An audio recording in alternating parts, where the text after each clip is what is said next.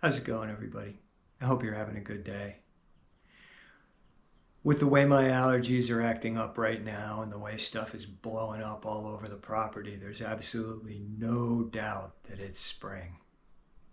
One of the things I really love about these transitional seasons, like fall and spring, where things are busy dying or being born, is that it's very easy to become aware of the fact that down deep, below all of it, there's something larger, something much more powerful at work, pushing itself out into the world. And so on one level, we see the returning of the plants. We see the first flashes of greens and yellows and pinks and purples. We hear the bird songs. We see the blossoms like in the ornamental pear trees across the street. And that's all just really spectacular. But below that, way down deep, we're also aware that that's life. That's that untamable force pushing itself out into the world as these things, after all the stillness and death of winter. This work teaches us to live metaphorically, to live beyond the form. And sometimes people will come up to me and they'll ask me to interpret dreams or things that they've seen. So for example, they might say, well, I was driving to your house this morning and a hawk flew over. What does that mean? Or I had a dream last night where I was walking across this shaky bridge and down below me there was fog and I couldn't see anything. What does that mean?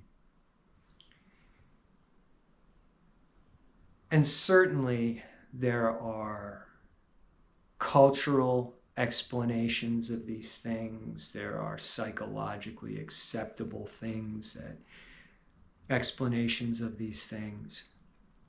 Like, for example, a hawk can symbolize vision.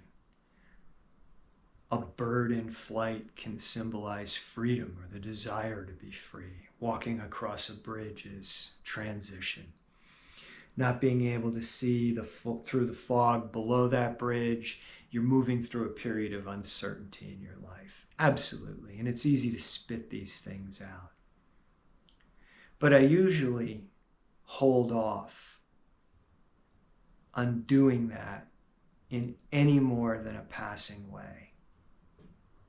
Because the last thing I want is to give someone an answer which they turn into the answer because it's convenient, because it plugs a hole, so they can take it and move on to the exclusion of everything else, including the truth.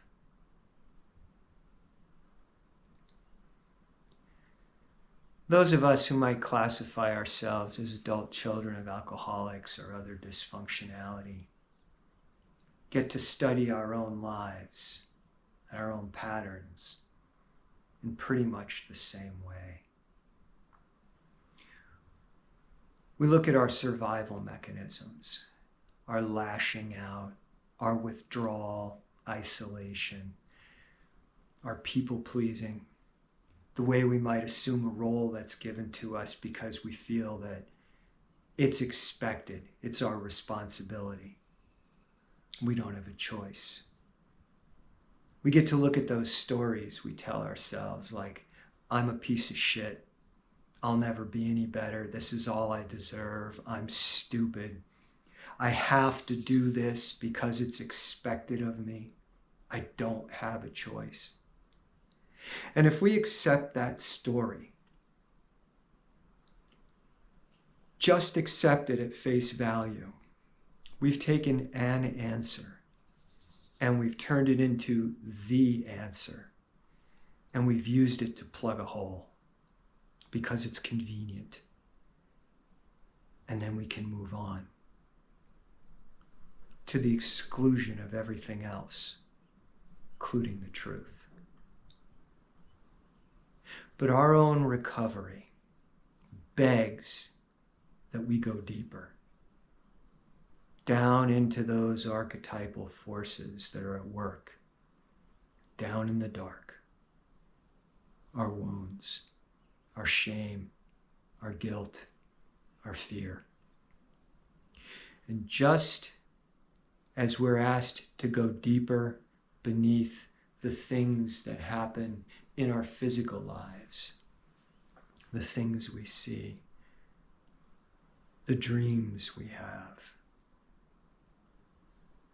we're asked to go deeper in our emotional lives, beyond those things that we tell ourselves, beyond those feelings that are bubbled up, down deep into the dark, to stand in the presence of those archetypal forces and to discover what it is they're really trying to tell us.